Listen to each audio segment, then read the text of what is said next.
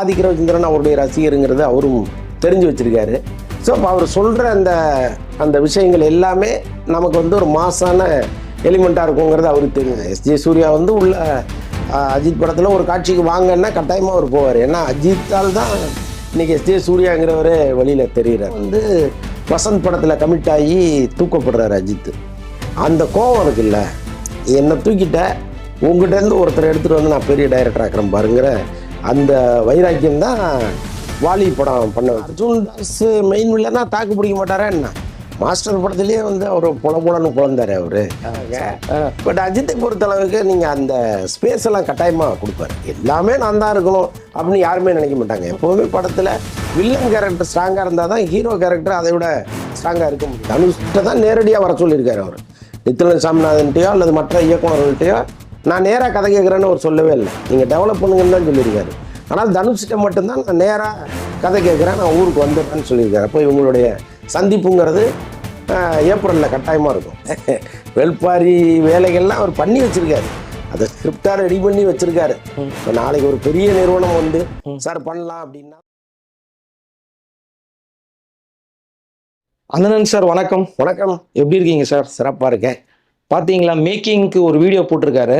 அது வந்து நம்ம எதிர்பாராத விதமாக இருக்குது. அந்த மேக்கிங் வீடியோவே வந்து எப்படி இருந்தது சார் உங்களுக்கு எக்ஸ்பீரியன்ஸ் அதை பார்க்கும்போது? சூப்பராக இருந்துச்சு. அதில் வந்து அஜித்தினுடைய ஆக்ஷன், அந்த சின்ன சின்ன டைலாக் டெலிவரி எல்லாமே வந்து பிரமாதமாக இருந்துச்சு. அதான் ஆதிக்க ரவிச்சந்திரன் வந்து அவரை ரசித்து ஒரு படத்தை எடுத்திருக்கார். அதாவது அந்த எந்த காட்சிகளெல்லாம் அவர் வந்து அவரை அறியாமல் சந்தோஷப்படுறாரோ அதெல்லாம் எடுத்து போட்டு ரொம்ப அழகான, அதாவது டீசருக்கே ஒரு மேக்கிங் வீடியோ வெளியிட்டது இப்போ தான் போல இருக்கு.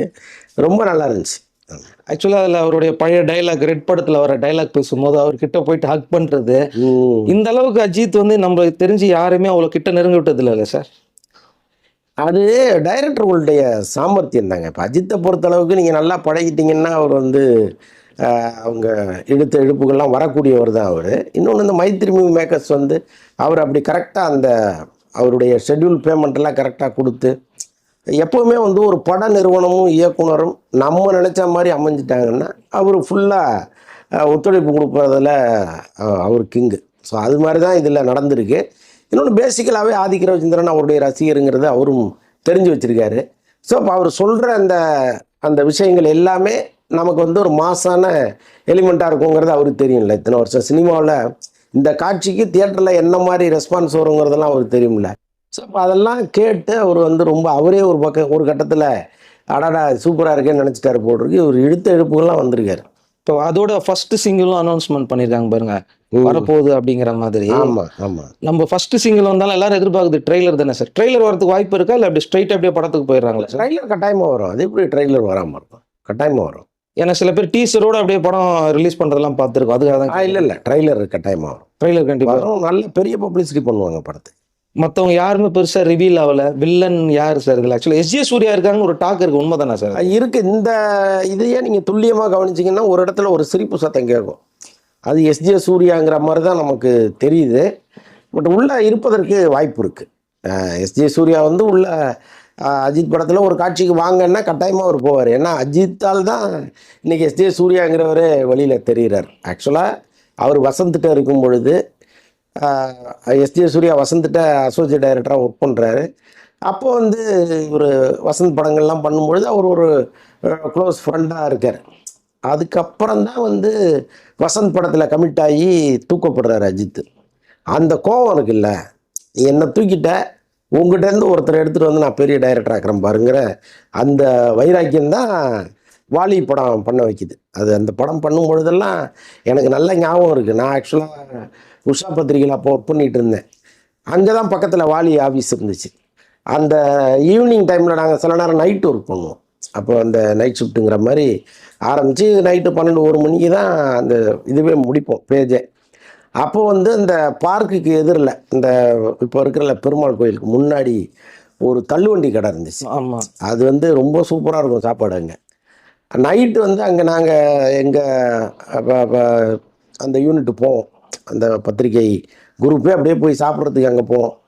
அப்போ எஸ்ஜே சூர்யாவும் அங்கே தான் வந்து சாப்பிடுவார். ஸோ அப்போ வந்து இந்த வாலி தொடர்பான விஷயங்கள்லாம் சும்மா பேசிட்டு அப்படி போவார். ஸோ அதனால் எனக்கு வந்து நல்லா தெரியும் அந்த படம் எப்படி மெல்ல மெல்ல உருவாச்சு, எவ்வளவு டைம் எடுத்துக்கிச்சு அப்படிங்கிறதெல்லாம் நல்லா தெரியும். இந்த படத்துல வந்து அர்ஜுன் தாஸ் தான் மெயின் வில்லன் அப்படின்றாங்க. எதுவுமே கன்ஃபர்மேஷனே புரியல சார் ஆக்சுவலா. ஆமாம், அர்ஜுன் தாஸ் மெயின் வில்லனா தாக்கு பிடிக்க மாட்டாரா என்ன? மாஸ்டர் படத்துலேயே வந்து அவர் புலன்னு புலந்தார் அவர். ஸோ அதனால் கட்டாயமாக இருப்பதற்கு வாய்ப்பு இருக்குது. அதை தாண்டி யாரோ ஒருத்தர் இதில் இருக்கிறதா சொல்கிறாங்க. ஒருவேளை எஸ்ஜே சூர்யாவை சும்மா ஒரு காட்சியில் வந்துட்டு போகிற மாதிரி கூட இருக்கலாம். பட்டு அர்ஜுன் தாஸுக்கு வந்து படத்தில் பாடல் காட்சியெல்லாம் இருக்குது. ஒரு பாட்டையே வந்து ரீமேக் பண்ணி கொடுக்குறாங்க அவருக்காக. அவருக்கு ஜோடி இருக்காங்க. ஸோ அதனால் பெரிய இம்பார்ட்டன்ஸ் இருக்குது இந்த படத்தில். ஸோ அப்போ ஒரு ஹீரோ படத்துல வில்லனுக்கு சாங்கு இதெல்லாம் வைக்கிறதெல்லாம் கொஞ்சம் ரொம்ப நாள் பார்த்தது கிடையாது. ஸ்பேஸ் கொடுக்குறாரு அஜித் இதுக்கெல்லாம். பேரரசே ஒரு படத்தில் நடித்தவருங்க. பேரரசுக்கே படத்தில் ஃபைட்டெல்லாம் இருக்கும் தெரியுமா உங்களுக்கு? அது அவருக்கே தெரியாதுன்னு சொன்னாங்கல்ல. அது உண்மைதான், தெரியாமல் எடுத்து கடைசியில் உள்ளே சேர்த்து விட்டாருன்னு சொல்லுவாங்க. பட் அஜித்தை பொறுத்தளவுக்கு நீங்கள் அந்த ஸ்பேஸ் எல்லாம் கட்டாயமாக கொடுப்பாரு. எல்லாமே நான் தான் இருக்கணும் அப்படின்னு யாருமே நினைக்க மாட்டாங்க. எப்போவுமே படத்தில் வில்லன் கேரக்டர் ஸ்ட்ராங்காக இருந்தால் தான் ஹீரோ கேரக்டர் அதை விட ஸ்ட்ராங்காக இருக்க முடியும். வில்லனை டம்மி ஆக்கிட்டு நீங்கள் என்ன பண்ணாலும் அது எடுபடாது. ஸோ அதனால் அந்த விஷயம் அவருக்கும் தெரியும்ல. சார் அடுத்த மூவி விஷ்ணுவர்தன் சொன்னாங்க. இப்போ அது கிடையாது, டிலே ஆகுது, திரும்ப இவருக்கே தான் படம் பண்ணுறான்னு சொல்கிறாங்க. உண்மைதானே சார்? எனக்கு என்னமோ இந்த மேக்கிங் வீடியோலாம் பார்க்கும்பொழுது திரும்ப ஆதிக்க ரவிச்சந்திரனே கூப்பிட்டு படம் ஒன்று சொல்லிட்டு வரவங்கிற அளவுக்கு எனக்கு தோணுச்சு. ஏன்னா அஜித்தும் வந்து அதை ரொம்ப ரசித்து தான் பண்ணியிருக்காரு.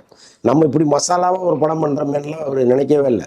ரொம்ப ஜாலியாக தான் பண்ணியிருக்காரு, அது தெரியுது. இன்னொன்று, இந்த படத்துக்கு அவருடைய ரசிகர்கள் மத்தியில் கிடைச்ச வரவேற்பு, ரசிகர்களை தாண்டியும் இந்த படத்திற்கு ஒரு பெரிய கொண்டாட்டம் இருக்குது. ஸோ இதெல்லாம் வந்து அஜித் கேட்டுகிட்டே இருப்பார்ல, அவருக்கு எல்லா தகவல்களுமே போகும். ஒரு காலத்தில் வந்து அவருடைய பிஆர்ஓ சுரேஷ் சந்திராவுடைய அசிஸ்டண்ட் ரேகான்னு ஒருத்தங்க இருந்தாங்க. அவங்க வந்து அஜித் தொடர்பான செய்திகளை எல்லாமே இதில் யூடியூப்பில் வந்தாலும் சரி, ட்விட்டரில் வந்தாலும் சரி, பத்திரிகைகளில் பிரிண்டிங் மீடியாவில் வந்தாலும் சரி, எல்லாத்தையுமே கலெக்ட் பண்ணி நேரடியாக அஜித் பார்வைக்கு அனுப்பிட்டே இருப்பாங்க. தினந்தோறும் நடக்கும் அது. அவர் அதை பார்த்துட்டே இருப்பார். ஸோ அப்போ எல்லாத்தையுமே என்ன நம்மளை பற்றி சொல்கிறாங்கன்னு கேட்குற ஒரு விஷயத்தில் தெளிவாக இருக்கார் அவர். ஸோ அப்படி இருக்கும்போது இப்போ இந்த படம் குறித்து வெளியில் என்ன டாக் இருக்குது, எப்படி இதெல்லாம் ரசிக்கிறாங்கங்கிறது அவருக்கு தெரியும் இல்லையா? இப்போது ஏன் அவருக்கு ரிப்பீட் பண்ணக்கூடாதுன்னு தோணும். ஆனால் ஆதிக்க ரவிச்சந்திரன் இம்மீடியட்டாக வந்து அஜித் படம் பண்ண முடியுமா? ஏன்னா ஒரு சின்ன எப்படி இருந்தாலும் ஒரு கேப் கொடுக்கணும்ல, ஒரு படத்துக்கும் இன்னொரு படத்துக்கும் ஒரு கேப் இருக்கணும், கதையை உருவாக்கணும். இப்போ ஏற்கனவே மார்க் ஆண்டனி 2 உருவாக்கி வச்சுருக்காரு ரெடியாக. இப்போ அவர் அந்த படத்துக்கு தான் ஷூட்டிங் போயிருக்கணும். அவர் அஜித் படம் கிடைச்சோடனே அந்த படத்தை தள்ளி வச்சுட்டு இங்கே வந்துட்டார் அவர். இப்போ அந்த படத்தை பண்ண வேண்டிய சூழல் இருக்கும். கட்டாயமாக அங்கே போகிற மாதிரி ஒரு சூழல் வந்துச்சுன்னா அவர் போய் தானே ஆகணும். அதுக்கு தான் இடையில வந்து பல பேர் அஜித்திட்ட கதை சொல்லிட்டு இருக்காங்க. பட் இந்த படத்தினுடைய வெற்றி தோல்வியை பொறுத்து தான் வந்து இம்மீடியட்டாக ஆதிக்க வச்சுருந்தாருன்னா அல்லது இன்னும் கொஞ்சம் தள்ளியாங்கிறது. இப்போ இதெல்லாம் தாண்டி வந்து பெரிய ஃப்ளாஷ் நியூஸ் இப்போ இருக்க பேசப்படுறது வந்து ஒரு ஹீரோ இன்னொரு ஹீரோ வச்சு டைரக்ட் பண்றாரு. அந்த தனுஷ் அந்த விஷயம் தான் வந்து பார்த்தீங்கன்னா அது இன்னும் பேசிக்கிட்டே தான் இருக்கிறாங்க. இது எப்படி பாசிபிள் ஆச்சு, எப்படி உங்க 2 பேர் மீட் பண்ணாங்க, இது நிஜமாவே பாசிபிள் ஆகுமா அப்படின்ற மாதிரி. இல்லை, 2 பேரும் நேரடியாக மீட் பண்ணல. எப்போவுமே இப்போ அஜித்துக்கு வந்து நித்திலன் சாமிநாதன் வந்து கதை சொன்னார் அப்படின்லாம் சொல்கிறாங்க இல்லையா? எல்லாமே சுரேஷ் சந்திரா மூலமாக ஃபோனில் ஒரு லைன் சொல்லுவாங்க. ஸோ இன்னொன்று வந்து அஜித்துக்கு இந்த படங்கள் வந்திருக்கு, இப்போ தமிழில் வந்து இன்னாரெல்லாம் முக்கியமான டைரக்டராக இருக்காங்கன்னு சொல்லணும். எல்லா படத்தையும் அவர் பார்க்குற வழக்கம் அவருக்கு இல்லை. இப்போ மகாராஜான்னு ஒரு படம் வந்திருக்கு, சூப்பர் படம், நீங்கள் பாருங்கன்னா பார்ப்பார். ஸோ அப்படி சொல்லி இவர் லைனில் வராரு, நீங்கள் கேளுங்கன்னு சொல்லும்பொழுது அவர் ஒரு லைன் ஒன்று சொல்கிறாரு, நல்லா இருக்கு, டெவலப் பண்ணுங்கன்றாங்க. பட் எல்லாமே இம்மீடியட்டான்னா கிடையாது இல்லையா? ஸோ அந்த மாதிரி தான். அதில் தான் தனுஷ் வந்து சுரேஷ் சந்திரா மூலமாக போக வேண்டிய அவசியம் இல்லை. அவர் நம்பர் கொடுங்கன்னு கேட்டுக்கிட்டு நான் பேசுகிறேன்னு மட்டும் ஒரு வார்த்தை சொல்லிவிடுங்கன்னு பேசுவதற்கு வாய்ப்புகள் இருக்குது. இந்த கான்ஃபரன்ஸ் கால்களுக்கெல்லாம் அவசியம் இருக்காது. ஏன்னா தனுஷுக்கும் இன்றைக்கி இங்கே வந்து ஒரு பெரிய மரியாதை இருக்குது. அவர் ஒரு முக்கியமான நடிகராக இருக்கார். ஸோ அதனால் வந்து அவர் ஃபோனில் கதை சொன்னது எல்லாமே உண்மை தான். கதை சொல்லி அந்த கதையை அஜித்துக்கு பிடிச்சி போய் பண்ணலாம், நீங்கள் கதையை டெவலப் பண்ணுங்கன்னு சொல்லி இப்போ அடுத்த மாதம் வரும்போது முழு கதையும் கேட்குறாரு. அவர் தனுஷ்கிட்ட தான் நேரடியாக வர சொல்லியிருக்காரு. அவர் நித்திலன் சாமிநாதன்ட்டையோ அல்லது மற்ற இயக்குநர்கள்ட்டையோ நான் நேராக கதை கேட்குறேன்னு அவர் சொல்லவே இல்லை, நீங்கள் டெவலப் பண்ணுங்கன்னு தான் சொல்லியிருக்காரு. ஆனால் தனுஷ்கிட்ட மட்டும்தான் நான் நேராக கதை கேட்குறேன், நான் ஊருக்கு வந்துடுறேன்னு சொல்லியிருக்காரு. அப்போ இவங்களுடைய சந்திப்புங்கிறது ஏப்ரலில் கட்டாயமாக இருக்கும். ஸோ அதுதான் இப்போ நடக்க போகிறது. இப்ப இவங்க 2 பேரும் சேர்ந்து பண்ண போறாங்க அப்படின்னப்போ அது வந்து ஒரு பெரிய பட்ஜெட் படமா இருக்கும்ல சார் ஆக்சுவலா? கட்டாயமாக இருக்குங்க. பெரிய பட்ஜெட் படமாக இருக்கும், பெரிய எதிர்பார்ப்புக்குரிய படமாக வரும். இன்னொன்று வந்து இப்போ தனுஷ் பொறுத்தளவுக்கு அசுரன் மாதிரி படமும் பண்ணுவார். ரொம்ப மாறி படம் மாதிரி, மாறி 2, மாறி 1லாம் வந்துச்சு இல்லையா? ஸோ அந்த மாதிரி கமர்ஷியல் படமும் அவர் பண்ணுவார். அந்த நாலேஜ் இருக்கிறதுனால தான் அந்த மாதிரி கதைகளில் அவர் பண்ணுறாரு. அப்போ முழுக்க முழுக்க அஜித்தை வச்சு கமர்ஷியலாக ஒரு படம் பண்ணலான்னு அவர் இறங்குனாருன்னு வைங்க, அது வேற மாதிரி தானே இருக்கும். இப்போ இந்த விஷ்ணுவர்தன் மட்டும் ஏன் சார் எப்பவுமே அந்த வெயிட்டிங் லிஸ்ட்லயே வைக்கப்படுகிறார்? அவர் மட்டும் ஏன் கன்ஃபர்மேஷன் ஆக மாட்டேங்கிறாரு? அது என்னதான் சார் சூட்சம் அது? இல்லைங்க, அஜித்தை பொறுத்தளவுக்கு கதை முக்கியங்கிறது ஒரு பக்கம் இருந்தால் கூட அவர் இந்த பழகுற விதத்தை பார்ப்பாரு. இன்னொன்று பல வச்சிருக்காரு, பல கேட்டகரி வச்சிருக்காரு. ஒருத்தரை செலக்ட் பண்ணுறதுக்கு இன்னென்ன நாம்ஸ் வந்து அவர் மனசுக்குள்ளே இருக்குது. ஸோ அதன்படி தான் அவர் ஒவ்வொருத்தரையும் டிக் பண்ணுவார். ஸோ அதன் காரணமாக ஒருவேளை வெங்கட் பிரபுவும் விஷ்ணுவர்தனும் தள்ளி தள்ளி போகிறாங்களா என்னன்னு தெரியல. ஏன்னா எல்லாருமே எதிர்பார்த்துக்கிட்டு இருந்தது வந்து இப்போ வெங்கட் பிரபு கூட சொல்லிட்டு இருந்தாரு எல்லாம் ஆக்சுவலா மங்காத்தா 2 நாங்கள் பண்ண போகிறோம் அப்படிங்கிற மாதிரி ஃபோட்டோஸ் எல்லாம் எடுத்து போட்டிருந்தாரு. இப்போ அவரும் லிஸ்ட்டில் இல்லை அப்படின்றாங்க.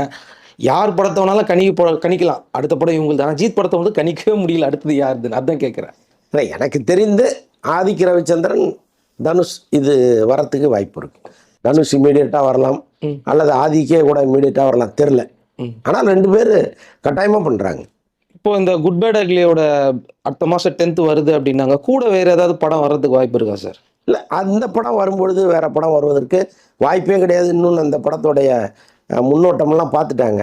அதற்கப்புறமும் இன்னொரு படத்துக்கு தைரியம் இருக்கும் வர்றதுக்கு, அதுக்கு பெரும்பாலும் வாய்ப்பு கிடையாது. இப்போ வெளிநாடுகள் இந்த திரைப்படம் சென்சார் ஆயிடுச்சா இல்லை கண்டென்ட் அனுப்பிட்டாங்களா? எந்த நிலைமையில இருக்கு சார்? இல்லை, முந்தா நாள் தான் படத்தையே முடிச்சிருக்காங்க அவங்க. கோகுலமில் வந்து ஃபைனலாக இந்த சின்ன சின்ன பேட்ச் ஒர்க் அது இது எல்லாம் சேர்த்து முந்தா நாள் தான் முடிச்சிருக்காங்க. ஸோ அதனால் இப்போ அவ்வளோ சீக்கிரம் அனுப்பியிருக்கிறதுக்கு வாய்ப்பு இல்லை. ஏன்னா நீங்க வெளிநாடுகள் எல்லாம் கொஞ்சம் முன்கூட்டியே அனுப்புனாதான் சென்சார் செய்யப்படும் அப்படின்னு சொல்லலாம். ஆமாம், இப்போ இந்த ரம்ஜான் பண்டிகை தினத்தை ஒட்டி ஒரு 15 நாளைக்கு முன்னாடி போகணும். படம் வந்து ஏப்ரல் 10th தான் ரிலீஸ், டைம் இருக்குல்ல. ஓகே, ஏன்னா எதுக்காக கேட்குறேன்னா அஜித்தோடைய வேல்பாரியில் இருக்காரு சங்கர் கூட அப்படிங்கிற மாதிரி ஒரு சின்ன நியூஸும் போகுது. அவர் மைண்டில் அஜித் தான் இருக்காரு அப்படின்ற மாதிரி, அதுதான் கேட்டேன். ஏன்னா நல்ல கதை எழுதுறவங்கலாம் வெளியில தான் இருக்காங்க போல இருக்கு. வேல்பாரியே வருமானு சங்கருக்கே தெரில. வேல்பாரி வேலைகள்லாம் அவர் பண்ணி வச்சிருக்காரு, அதை ஸ்கிரிப்டாக ரெடி பண்ணி வச்சிருக்காரு. இப்போ நாளைக்கு ஒரு பெரிய நிறுவனம் வந்து சார் பண்ணலாம் அப்படின்னா தான் அவரால் போக முடியும், சொந்த காசு போட்டு போக முடியாது.